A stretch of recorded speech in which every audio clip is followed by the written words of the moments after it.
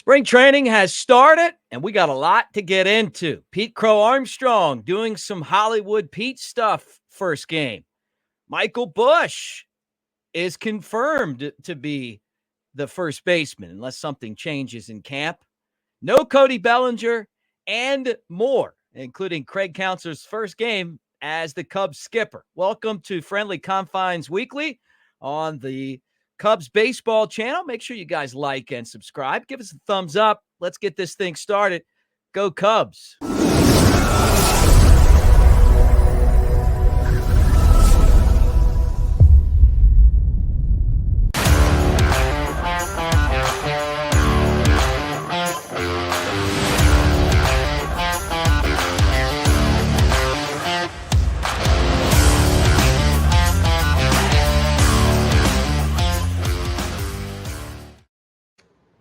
What do you say, everybody? With the catfish himself, Chad Anderson. I'm Mick Gillispie at Broadcaster Mick. At This Chat Is Real on the socials. And there you are, hanging out with the rich and famous at Dirk Bentley's old house. Wow, look at you, man.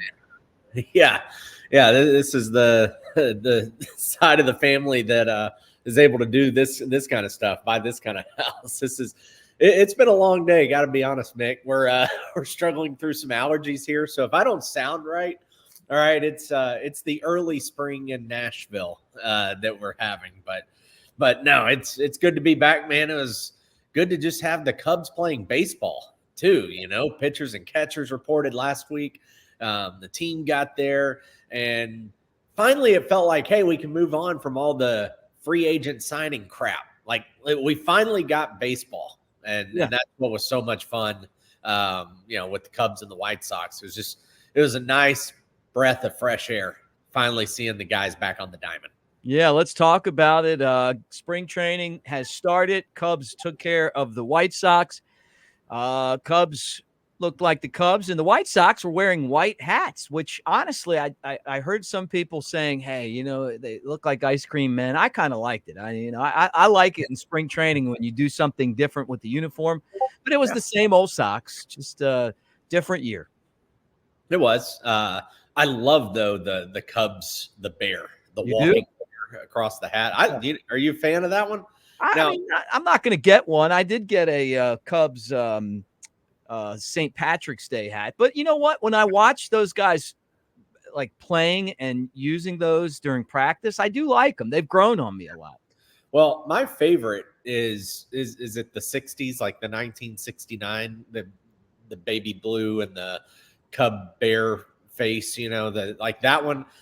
That one's my favorite. But I do like the way they mixed it up this year and went with the walking bear across. Yeah, looked good. Pretty cool. Cool. I saw some people asking you on Twitter or X, whichever one you want to call it.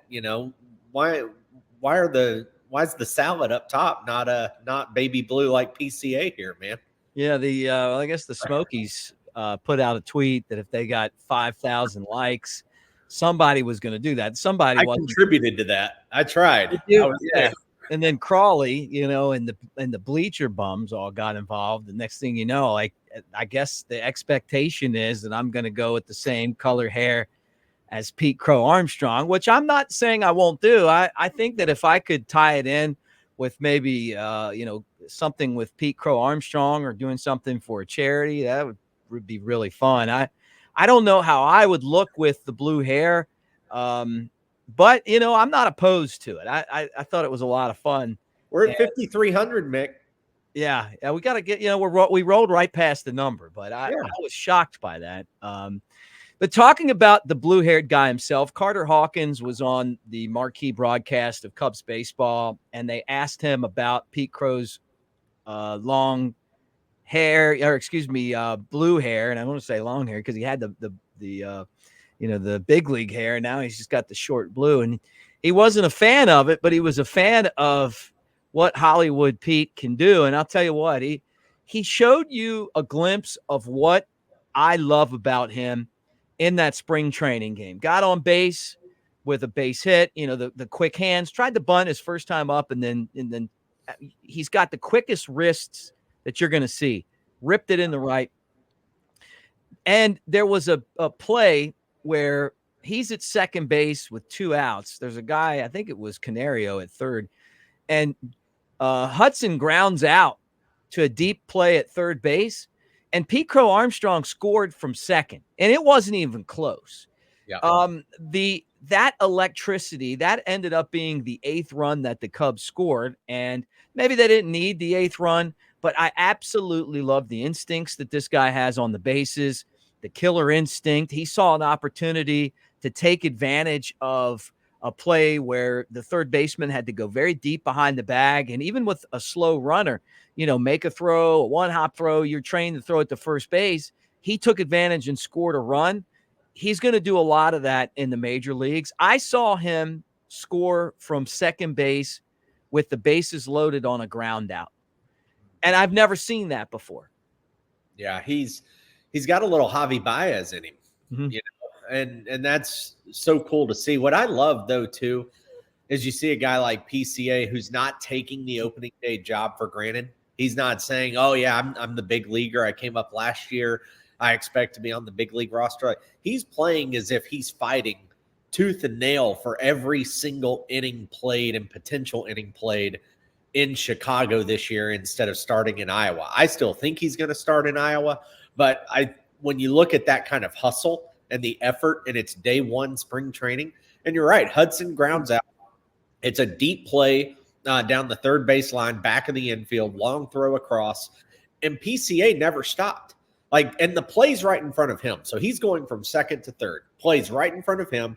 He sees the third baseman for the Sox. He's got to move to his right, backhand, make a long throw. He knows the throw is probably going to be a 1 or a 2 hopper because he's not going to get a lot on it. And he just instinctively knows, hey, this play's in front of me. I see what's happening. I'm gone. And sometimes in spring training, you maybe see guys who, and I'm not saying you shouldn't in some cases, but you're maybe at 70% or 80%. You're not going as if it's the World Series. And it's just natural, right? You're not trying to hurt yourself or kill yourself or put everything on the line on the first day of spring training. But Armstrong, man, it was so cool to see because that's that little spark, like you said it, electricity. And that's that little thing, that really can turn momentum in a real game. You get to a regular season, that kind of play, that's what gets the crowd going, that gets the bench awake. That gets them livened up a little bit. So I just love to see the hustle. That's the kind of player he is, and I can't wait to see him day to day. Yeah, same here. I'm excited about it. I didn't expect any less. He doesn't know how to play at a slow level. He's an exciting prospect, and it's time for him to transition from prospect to starter in center field. Yeah. Without Cody Bellinger, there's really, I don't think that if he plays, I don't think there's anyone that can really take the job away from him if he plays the way that we know he can. Now, Cody Bellinger and the Boras 5 are still out there. I know some call him the Boras 4, but Martinez is in that mix as well. And the major league teams are pretty much saying that they don't have the money around the board. The teams that you would expect to be in there to spend are acting like they don't have the money. Tom Ricketts came out earlier this week, the owner and the chairman of the Cubs, of the Ricketts family, and basically said, you're not going to negotiate with me, Scott Boras. You're going to have to do it with Jed and his team. And if Cody Bellinger wants to be part of this, then we need to negotiate. Basically that. And I know the fans have been split. I think a lot more fans, though, are coming to the realization that Scott Boras has forced teams into a lot of bad deals over the years, and that teams, and the way that the economy is, and with the TV rights and everything else, don't want to be put in those predicaments anymore. They want a deal that's good for both sides. I know that people still want Bellinger. Count me in on that. Yeah. But it's got to be at a deal that works for both sides. And I could see the Cubs. I really could see them, and I still think it's 75-25 he comes back. But I could see them going into the season without it. Yeah, I could see that. I mean, at this point, nothing surprises me, and we've talked about it a few times now, but I still think some teams, with everything that's gone on, we were in a spending frenzy as a sport. because Major League Baseball was just going nuts. And baseball, the players have the upper hand like in no other professional sport. It's not even close, the way the players have the upper hand. And at some point, that's going to have to give. And I think some teams have finally started to look around and go, wait a minute, Padres ain't making payroll. TV rights are, changing because you're going into these networks and streaming, and all these other entities are going bankrupt, and teams are having to fight to get some of their money back and get paid and it's impacting payroll and their budgets and getting players and then being competitive and all these different things, right? And then you got guaranteed contracts and you don't have salary caps, and you have things put in place instead that are the competitive tax and the luxury tax. And, you got some things put in place, but the rich are the rich and they don't really care. Do you really think the Yankees care about a luxury tax if they could win a World Series? Yeah. They don't care. The Dodgers obviously don't care. Well, we're going to find out if they care, because if they sign Blake Snell, say they sign him for like whatever he wants, like $40 million, it pushes them over that cap, and all of a sudden it becomes $80 million. I don't know what the exact number is, but it's something like that. Like if he gets what he wants, then all of a sudden that salary doubles. I can tell you this. If the Yankees said we're going to be in the World Series for that, they would spend the extra $40 million. That's just who they are. Now, obviously, you can't guarantee that. Right. Yeah. You can't guarantee it, and that's what brings the element of do we do it or not. But that's still what the Dodgers were doing, and then the way they deferred it and they played the game and kind of manipulated the system and used it and leveraged it and whatever. But I just kind of wonder, because of what we've talked about, not that we were the ones that impacted this, but we've been bringing it up in discussions. Is this finally the time where major league teams and franchises are going, hey, the economy ain't great. All right. Inflation's through the roof. Right. Our sport is at a little bit of a crossroads here. Yeah. Turbulence is happening in other areas. Maybe we should sit back for a year or 2 years, or just let's see how some of these things play out. Nobody else is spending either. It's not like there's one team not spending. You now have multiple teams. And Mick, we're talking about multiple big market teams. Yeah. Toronto's still a big market, and the Cubs are a huge market and brand. Same with the Red Sox, big market, big brand. And they're just not out there throwing the money like they can or have or whatever. And the Mets have, and look what the Mets, look where they're at. So, it's not just one team. It's not just one owner or one GM. This is one agent in Boras who has a cupboard full of dynamic, highly sought after players, and he ain't getting offers. No. And one bad off season for him could change the way that a lot of this is done, right? I mean, if I feel like it's almost like the Boras clients hold the teams hostage, and you got to pay a ransom. But it's the teams. It feels like it's more than collusion, because I know that some people will say, well, it's collusion. All the teams are getting together and they're saying they're not going to pay it.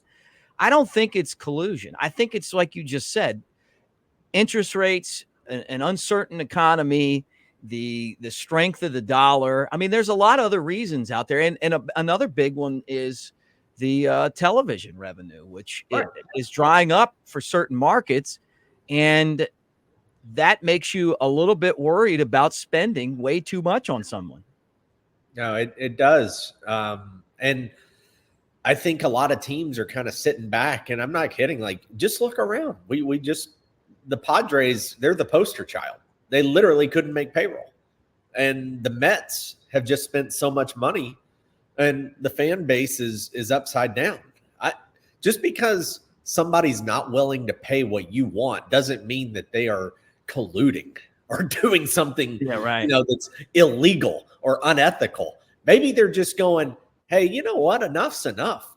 Like, I don't know. Because at some point, too, let's use Cody Bellinger. I love Bellinger. I'd love to have Bellinger back. We've talked about it. 5-6 years, $150 million. I'm all in for that. That's fine. No big deal. It's the 200, 250 for 8 years. That's the stuff that starts to make you go, that's a lot of money. Yeah. But if you're Cody Bellinger, Mick, like, I wish I had his lifetime earnings up real quick, and I'll try to grab them in a second. But Rookie of the Year with the Dodgers, NL MVP with the Dodgers, great run, fell off the earth, had a year, 2 years of not good baseball, sub 200 hitter, comes to the Cubs, 1 year deal. What was it last year? 15 or so million, 13, 17. 15, 17 million. Okay, 17 million with the Cubs last year. He gambles on himself. Big time year. Comeback player of the year. Center of that lineup. Could be the brand of the face of the Cubs going forward if he elects to come back and work out a deal with Jed and Carter. But at the same time, he's got to be sitting here going, I'd love 100, or I would love to get 200 million, Scott. But also, at what point does Cody go, holy crap, spring training's 9-10 days in, I'm not on a team? Like, I don't know. I've never had 150 million. I've never had 200 million. But at some point you look in your life and I'm just like, hey, I only get older from here. I finally hit the jackpot by doing the 1 year deal for 17 million. I could now have generational wealth for generations to come from my family. All I have to do is be willing to take 170 million instead of 200 million. I'm not saying scoff at a 30 million difference. And if you're worth it, get it. But if nobody's willing to pay it, how long are you willing to hold out and then jeopardize what you actually can get? Like, eventually tables can turn. And at some point, a player like Cody. Now, if Cody already had, I appreciate you scrolling through this right here. If Cody already had 100, 200 million of career earnings, and it was like, I'm just trying to get that mega star contract. Okay, fine. I kind of understand it because it doesn't matter, if you need to hold out or you just want to hold out because you're already set. 16 million, 17 million, there's no reason you couldn't live off of that either. But when all your colleagues and everybody around you and everybody who's performed at your level and you got 150, 160, 170 million sitting on the table, I'm assuming with some offers that somebody would be willing to pay that. Right. At some point, he has to get antsy too. And that's where I wonder, when the rubber meets the road, when Boras is your agent, it's like, okay, cool. Yeah, we're holding out.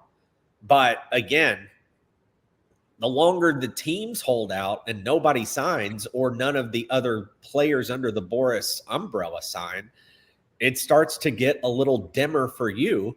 I don't know. I look at it with guys like this who are trying to cash in on that one big year that they had.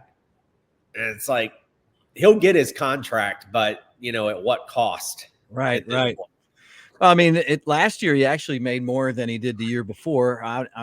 They were arbitration years, but arbitration's not bad. I mean, you get paid what the market tells the arbitrator that what you're worth. And then the Cubs came back and they gave him $500,000 more than he made the last year with the Dodgers.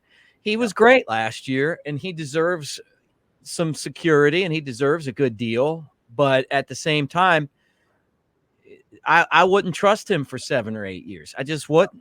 And the other thing is when you're the Cubs and you're looking at what you have in the farm system, how long until he's in a spot where somebody else is competing for his position, and I kind of feel like there's people that are watching the show that think that this is going to happen sooner than later to Ian Happ, where Alexander Canario or someone else is just going to absolutely outplay him for left field, right?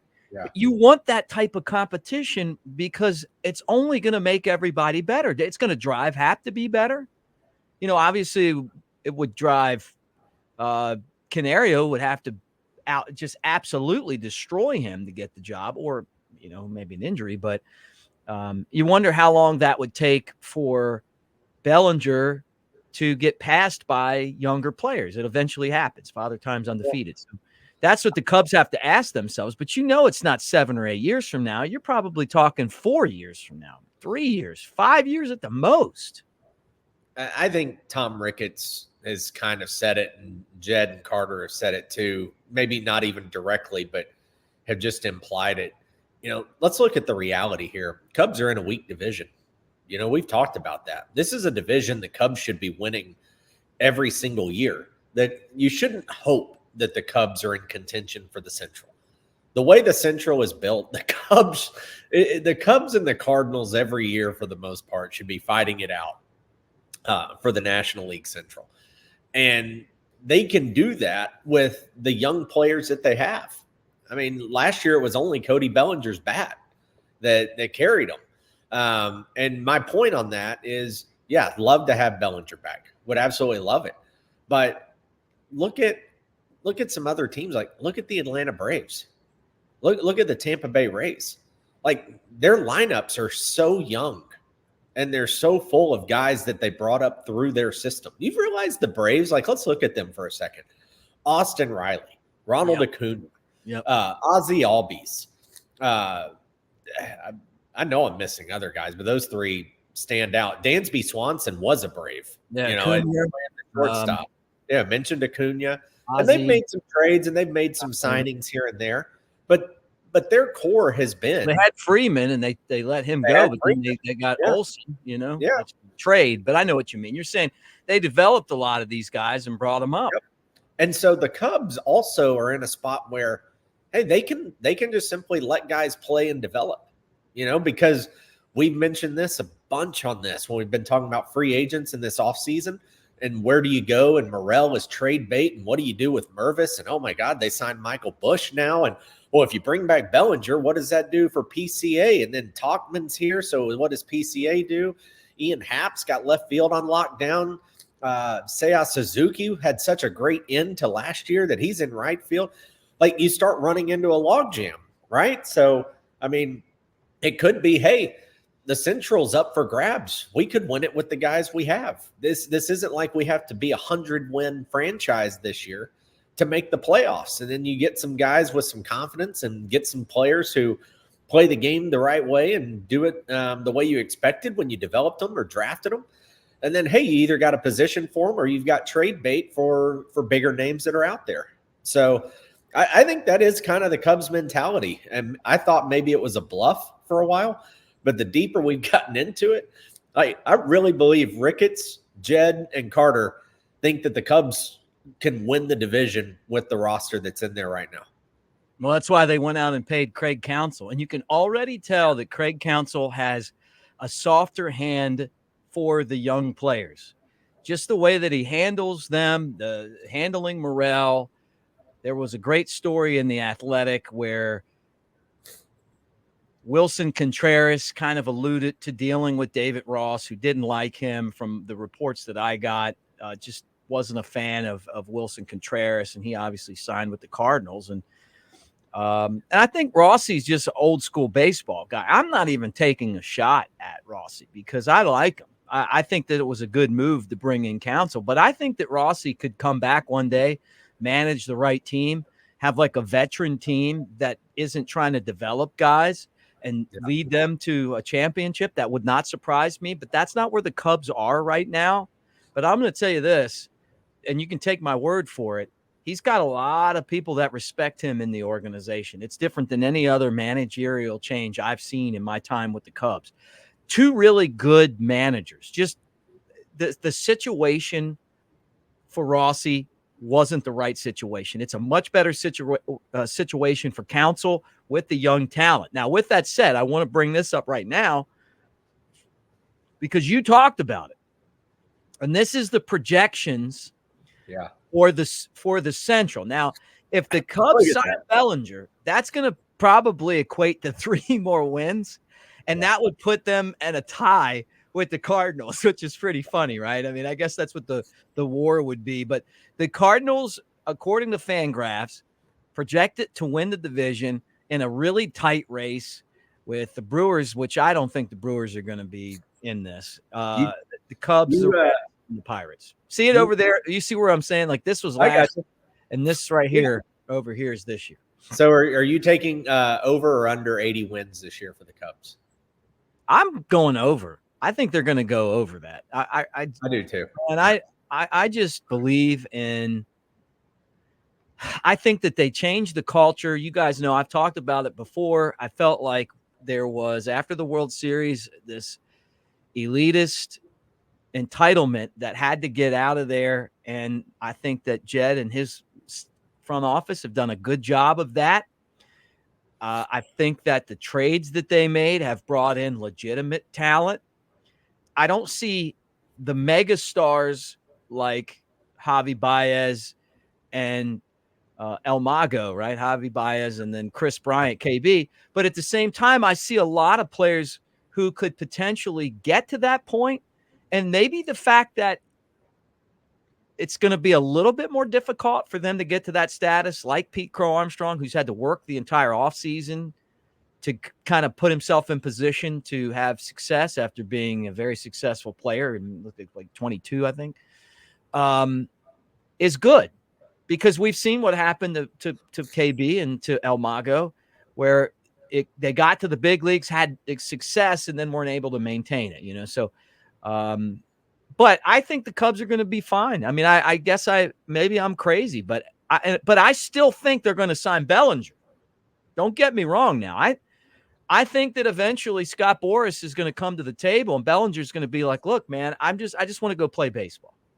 And they'll make a deal where he'll have options that will say, hey, you know what? He'll get to his whatever number with options in there where the Cubs and him can both opt out. Boras saves face and he comes back and plays for the Cubs. Yeah. Not that we're talking about the NL West, but I do think it's interesting. They only have the Dodgers projected at 93 wins. As loaded as that lineup is now.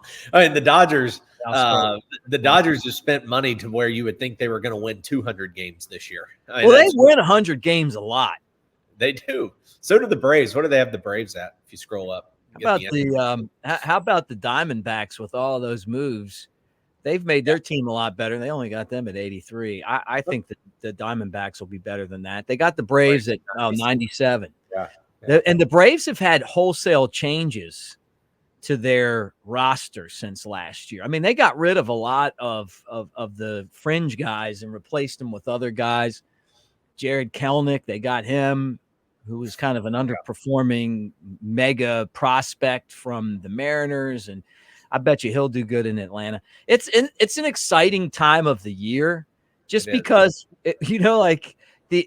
I love these projections. Honestly, I think Fangraphs is a great site. They do so many cool things on there that you can kind of check out and watch. And, like remember last year we were going through the playoff race and checking like what the Cubs percentages were to make the playoffs. They were like 12 and a half. It was like up to like 80 and then they didn't make it. Yeah, that was it. That was the worst part was in early September, the Cubs were like a shoo-in for the playoffs, and then by the end of the month, they were out. We even with a couple of days left, they were pretty much out of it at that point. But yeah, no, I mean this is the fun part. Projections. What does it look like? The power rankings. Oh yeah, but we don't know where these guys are going. Where's Snell? Where's Montgomery? Where's Bellinger? Where's Chapman? Where are all these guys going to land? Where's Martinez going to land? Like there's still all that's out there that would obviously, like you said, move the needle up or down a win or two here or there, have some implications on how the division plays out.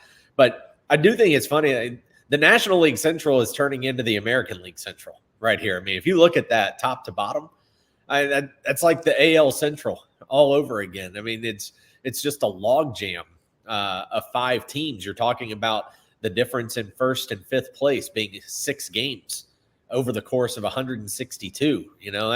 That's not a lot. That's pretty tight. So this would be a year that Cubs fans, like a lot of years, end up sweating all the way down to the finish. Yeah, well, that's what you would expect, right? I mean, that's kind of par for the course, as they say. Yeah. Even years when the Cubs ran away with the division, like 2008, it never panned out too well once you got to the playoffs. So, running away with it isn't always what it's cracked up to be. Do you think that the front office would be safe if they ended up 80 and 82, which to me would mean that they didn't make the playoffs? I can't imagine a team under 500 being in the playoffs, although it could happen with the wild card. But say they end up right there, 80 and 82, like Fangraphs says, and don't make the postseason again. It could a change be coming, or do you think that there's some leeway for Jed and his staff? I think at 80 and 82, that I think it would honestly be a coin flip, because I think their argument would be, we just got counsel, we just changed the culture. Look at what the young guys did this year. Next year, we're going to be lights out. The free agent class next year has got a lot of good names in it. I would actually say it's more than 50-50. I think it'd be more like 70-30 that they hang on for one more season. But then I think 2025 would be playoffs or bust. Right. And I don't even mean get in. I think 2025 has to be playoffs and advance to the NLCS kind of year. I don't think you can sneak in 20. If you miss in 24, I don't think you can sneak in 25 and then lose in the wild card round. I think it's got to be substantial growth, because just like any professional sports, Mick, like the window is only open for so long. And that's what happened with that class that came through with 15 through 18, with the Cubs. And they hit it. They nailed it, won the World Series in 16. But that window was open for longer. And that's where a lot of frustration came in, like you were just talking about. And so you get an overhaul and you clean things up, and you try to reset and, rebuild it again. But that window, it only stays open for so long. And then you got to do it again. And so I think that window, is kind of looking like, all right, this year we really need to make it. And if we don't, then I think next year, if there's not a change, 2025 would be extreme hot seat. Yeah, I'm hearing you. At the Giants in Scottsdale tomorrow, that'll be fun. Back at Sloan Park on Sunday against the Padres. Then surprise for Kansas City on Monday. Home against the Reds in Sloan, Mesa on Tuesday. At Maryvale, that'll be an interesting game for Craig Counsell. The first time that he's going to see his old buddies. And then Wednesday, the final day of the month. And this is the February with the extra day. It's going to be at Sloan Park for the Cubs against the Rockies. But I can't wait, man. I'm going out on March the 6th. And I'm really excited about it, man. I mean, like, I watched today's game, and I'm like, gotta get out of there. Gotta get out there, man. Yeah, I mean, watching the game earlier in some of the highlights and whatnot, I got to be honest, completely jealous. The green grass, the blue skies, the temperatures, man, just it's brutal. Because you watch, I'm a big golf fan, so you watch the Waste Management Phoenix Open a couple weeks ago, right? You always watch it. And you get jealous because being a big golf fan, you see them do the California swing, and then they head into Arizona for Waste Management. And California's kind of hit and miss, especially like with Pebble and everything. Like you can get some cold and dreary and whatnot.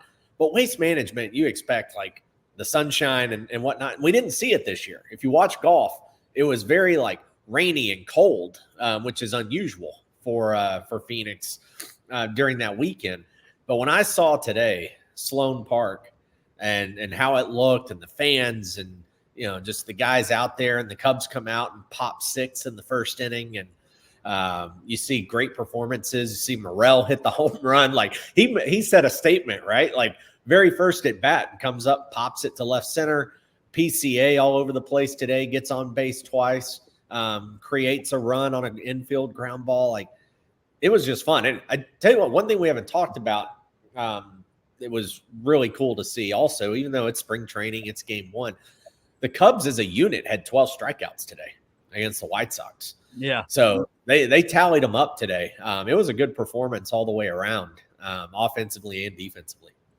Hunter Biggie came in. He was the closer in Tennessee at the end of last season, 97, with some movement. He got called up to AAA. It didn't work out. Came back, dominated in AA, and was the closer. And when the Smokies won the championship, he was a big reason why. I'm excited to see what he's going to do moving forward. I think he's someone that could get to the Cubs at some point this year and help out in the bullpen. Jordan Wicks started the game. The changeup, he looked good. I think he's going to be the fifth starter.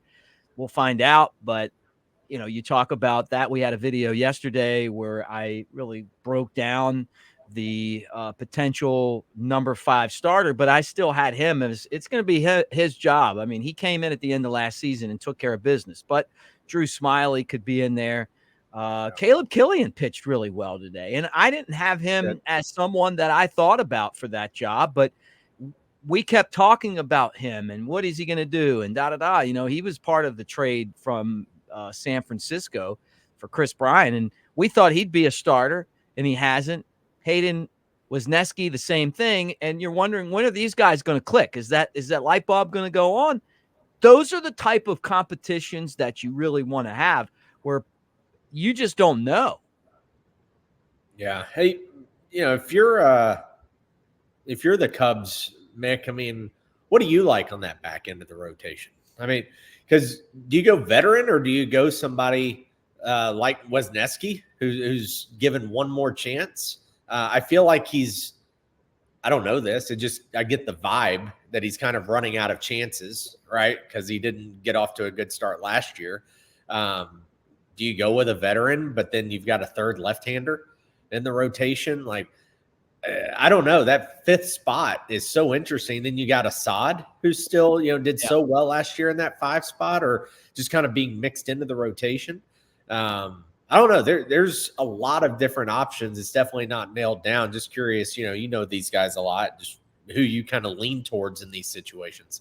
If everyone stays healthy, Justin Steele is your number 1. Jameson Taillon is your number 2, and you hope that you get the Taillon that you had in the second half of the season. But I wasn't a fan of his inconsistency. I mean, it just felt like his numbers look better than I felt like he pitched, because he had the bad first half, and then in the second half, it was like feast or famine. He'd have great games, and then he'd have games where he gave up runs early, and you're out of it early.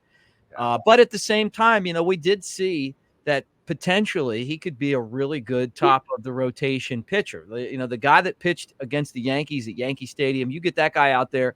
Yeah. Okay, that's your number 2 guy. The only thing with Taillon is, how we talk about contract years? He's like the reverse. And it does happen where people in their first year of a big contract, and it's only 4 years, I think it's like $55 million, but still that first year of a new contract versus the last year of an existing contract when you're going into free agency. Not that he wasn't trying. That's not the point.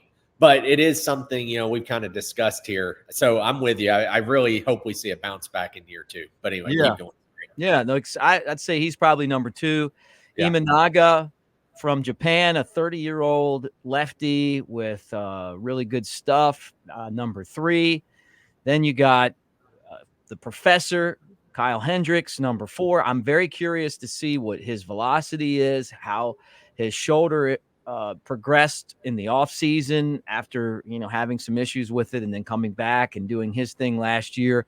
You always feel like with him, because of the fact that he doesn't throw hard, that eventually he's going to throw, if he falls any lower velocity level, I mean, you start getting into the low 80s, and then all of a sudden it's like batting practice, But I love him, that I know him personally. I like everything about who he is and his character, and I'm hoping that you get the opposite of it, and all of a sudden he starts getting it back into the 90s again.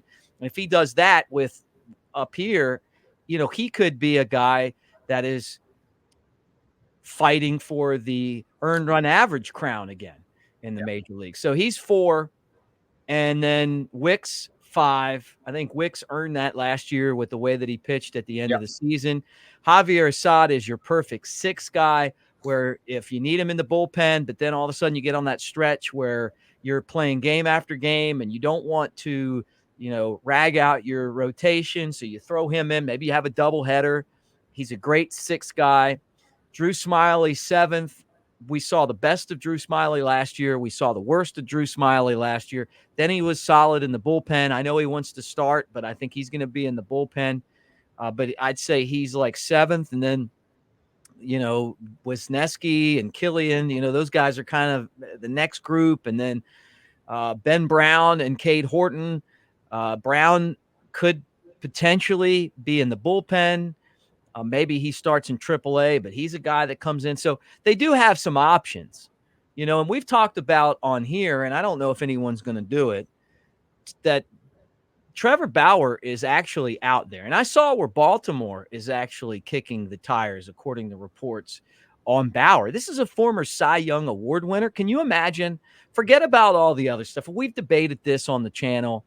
He was accused of something that wasn't true, but you know what? He also did a lot of stuff that was true that, that kind of divided clubhouses. People didn't like playing on the same team. I think he's matured.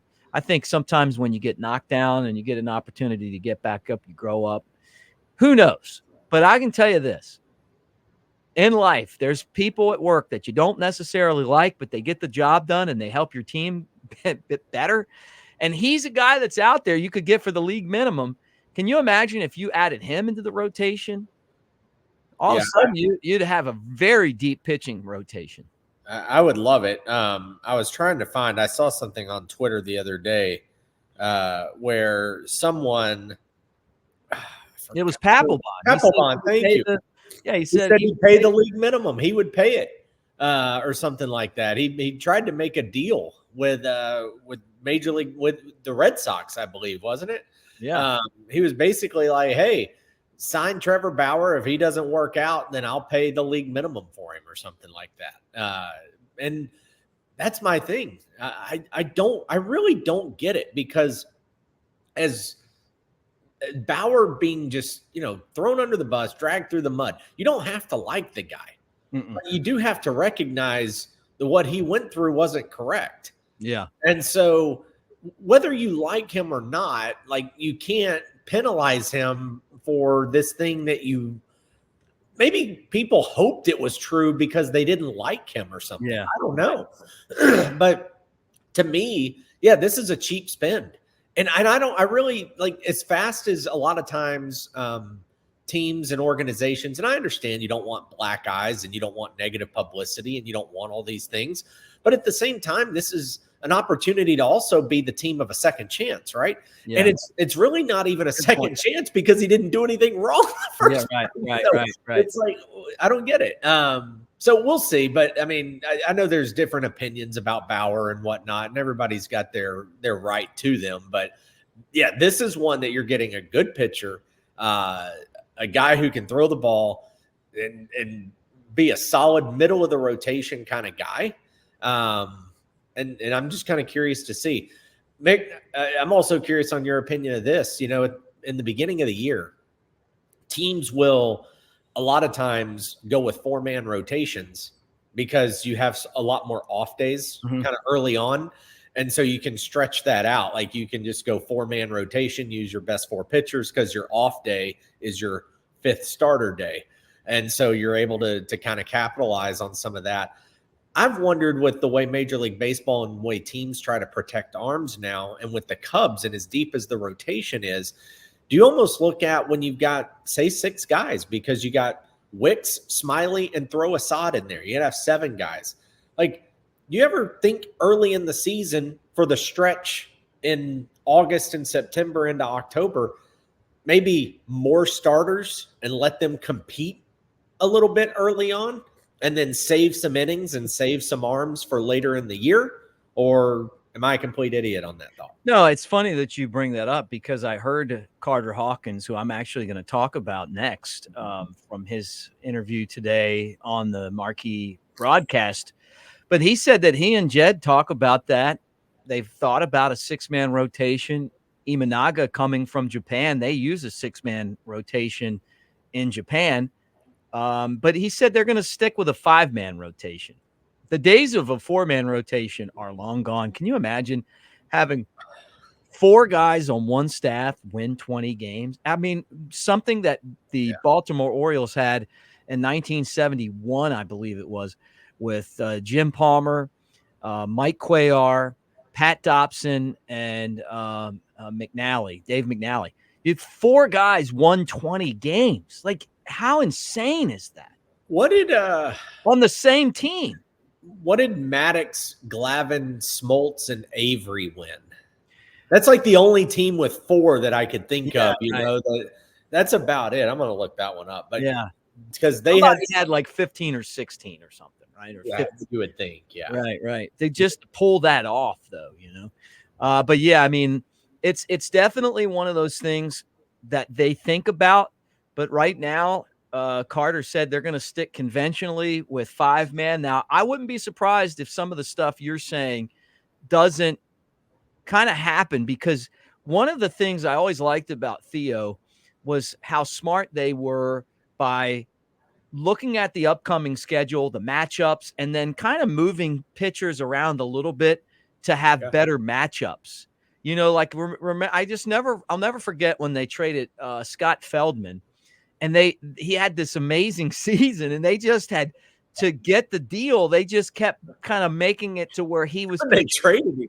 Yeah, and then they traded him, and they got Jake Arrieta, right? So crazy, and Pedro Strop. So one of the great trades of all time, and they worked to get his value up.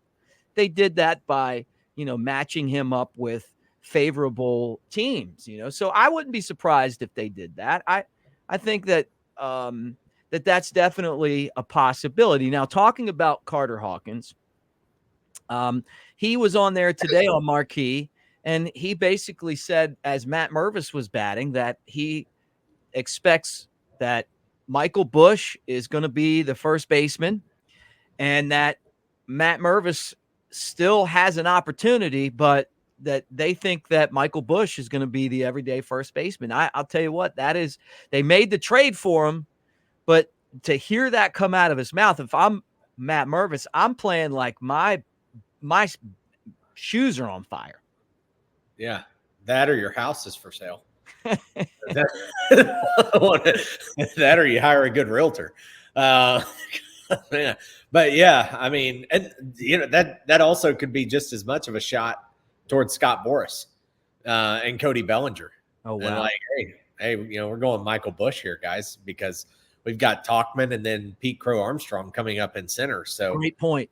You know, we've got our guys right now. I mean, this is it. I think honestly, it's more of a shot there than it is at trying to motivate Mervis. Mervis should be motivated because he kind of got hosed last year. You know, he came up and saw 9 pitches in major leagues, and then we never saw him again. You know, he was gone. He disappeared. He had about a month. It was. I know. I'm exaggerating. I know. You know, somebody's going to take you literally. They're going to, oh, he was. It never felt like.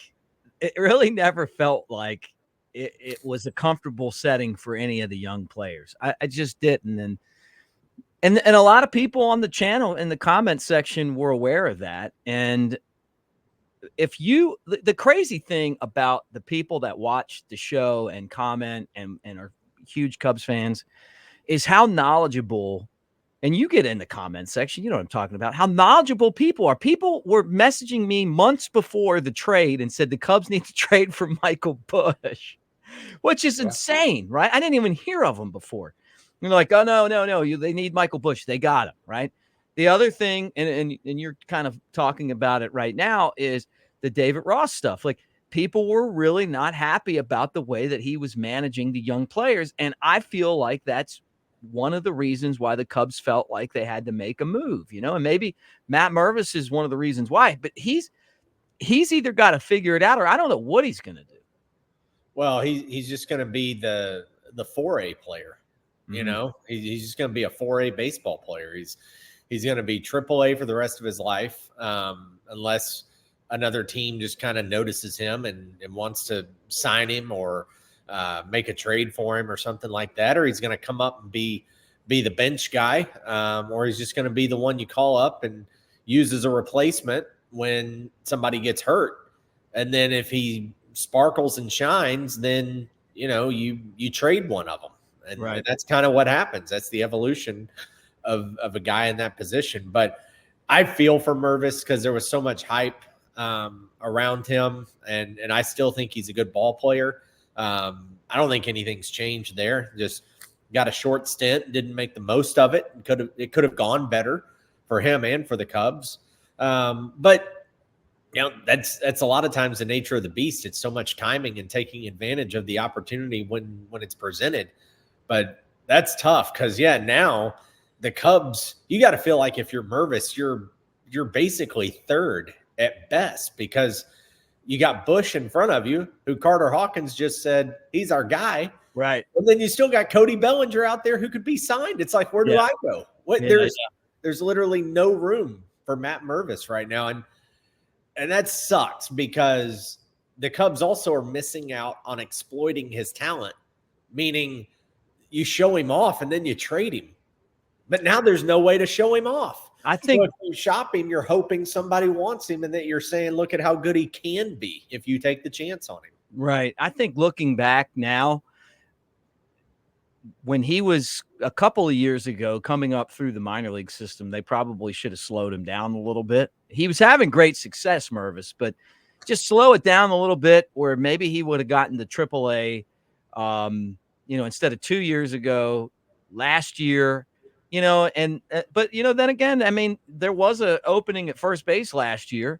Yeah. And, so maybe I'm wrong. He just wasn't able to grab it. And, what's crazy is the Cubs go out and, and they sign some guys, like some big league, backup type guys to minor league deals.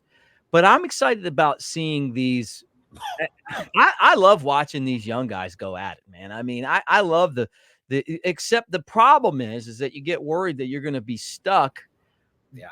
If these guys aren't able to perform, but it is a fun time right now. Not the same as it was with Joe Madden and, and the core four and all that. But at the same time, because I think that these guys can compete right now. But it feels like a funnel, and the good players are funneling into the big leagues, and they got the right manager, and they really do have a good roster. I mean, but you got to go out there and perform. I mean, all these like top 100 prospects, all that doesn't matter if you don't play well. Yeah, that's just it. Like that's the only thing. And guys, I'm a diehard Cubs fan. I love the Cubs. I really do. I just try to be a realist. And I think like what Mick was saying, when Joe Madden was hired and with the talent that was just sitting right there on the edge, and you had just signed John Lester and you had all these things kind of trending, like everybody knew the Cubs were the force to be reckoned with, and all the young talent. And I keep trying to correlate that to right now with the signing of Craig Counsell. And for some reason, like I'm still just waiting on some of these young guys. Like I know there is so much talent right now in the system, so much talent.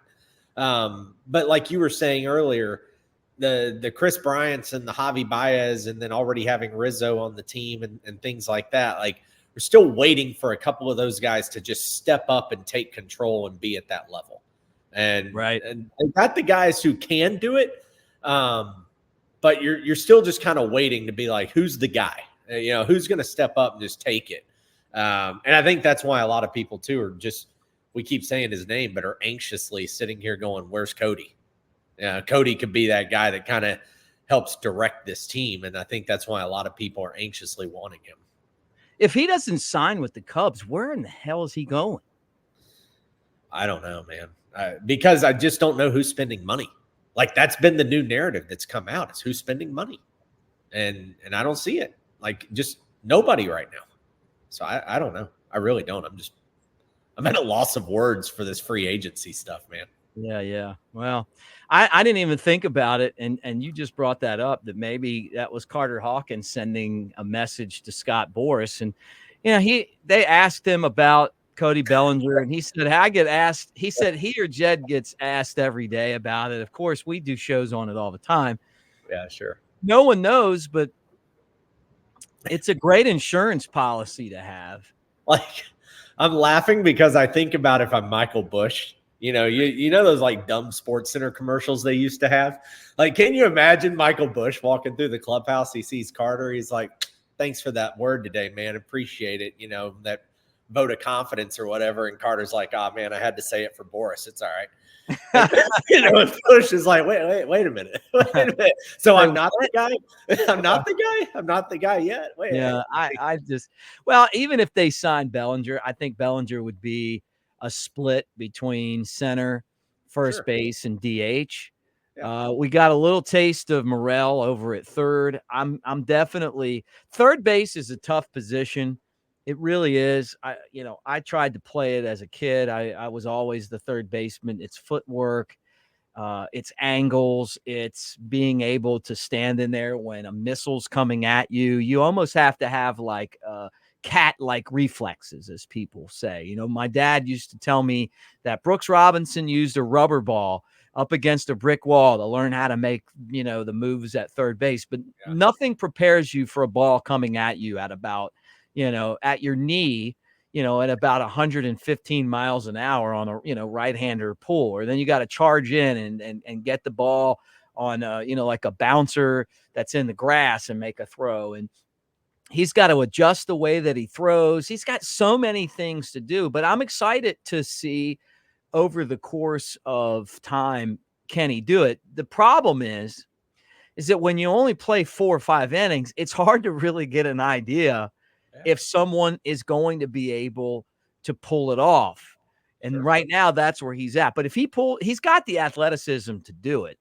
It's just, is he going to be able to, like, look, it's also like, are you able to pay attention to the runner at second to cover the bag and be ready to field a bunt and be, you know what I'm saying? It's like, and also playing in on the grass.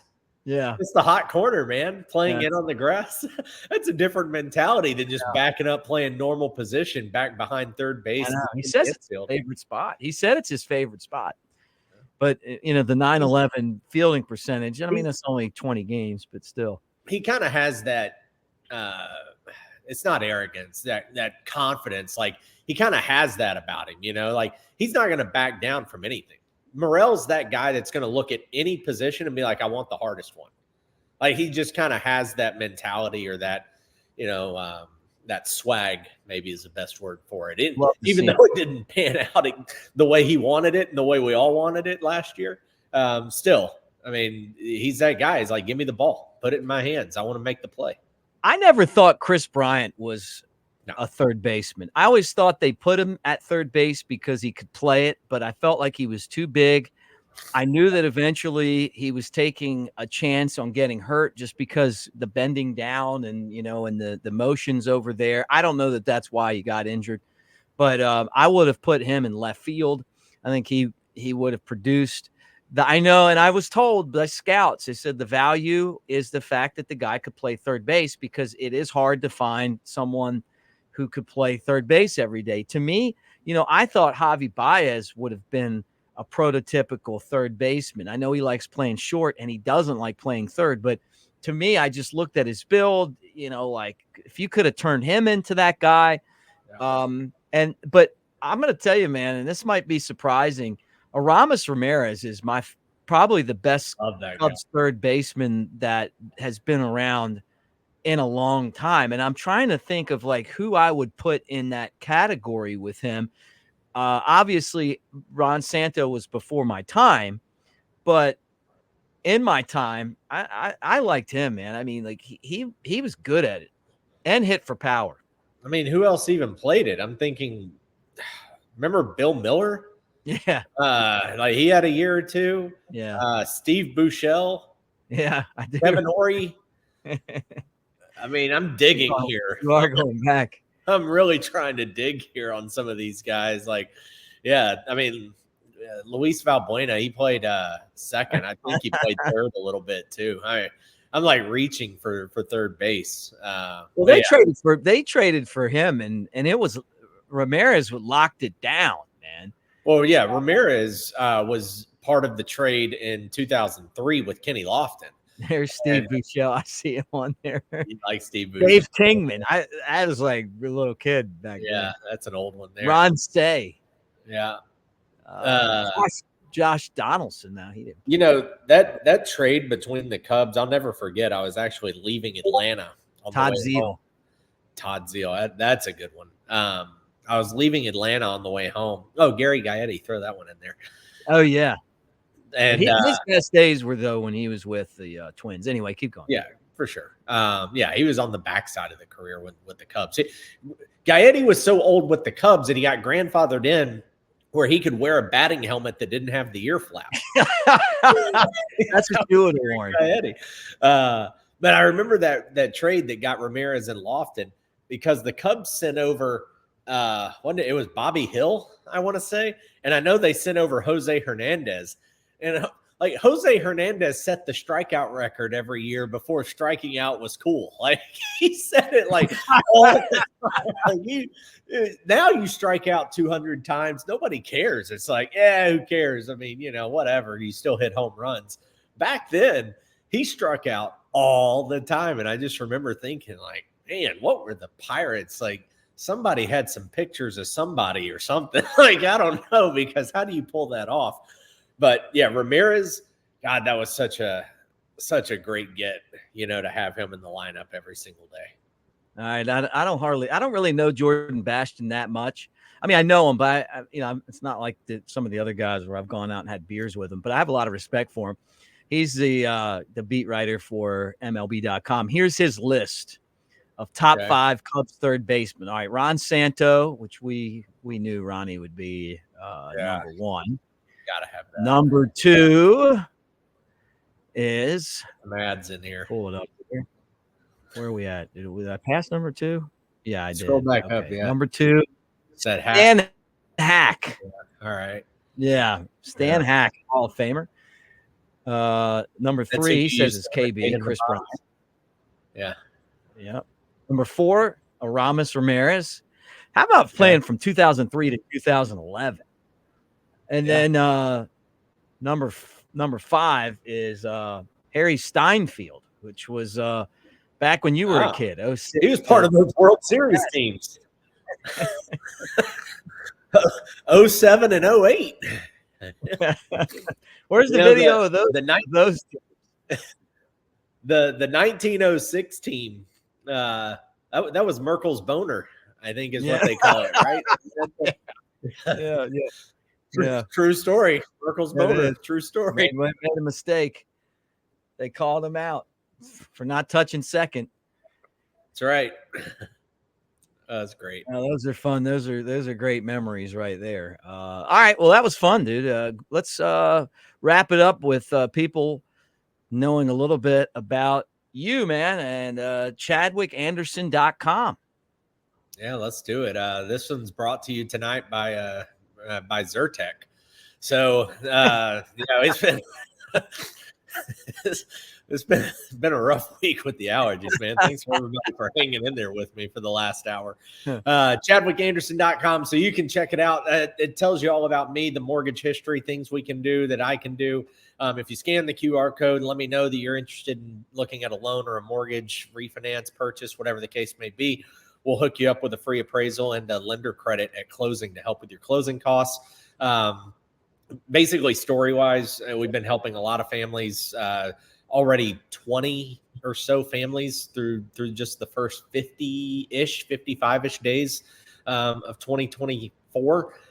We've helped families save a lot of money. We've helped put them in some good positions. We helped 2 families overcome a bait and switch that they saw online because, online lenders and how it works. If it's on the internet, it must be true. So anyway, if you guys have questions or just want to reach out, chat, heck, if you just want to email me and talk Cubs baseball, that's my email. It comes straight to me. That's my personal cell phone number.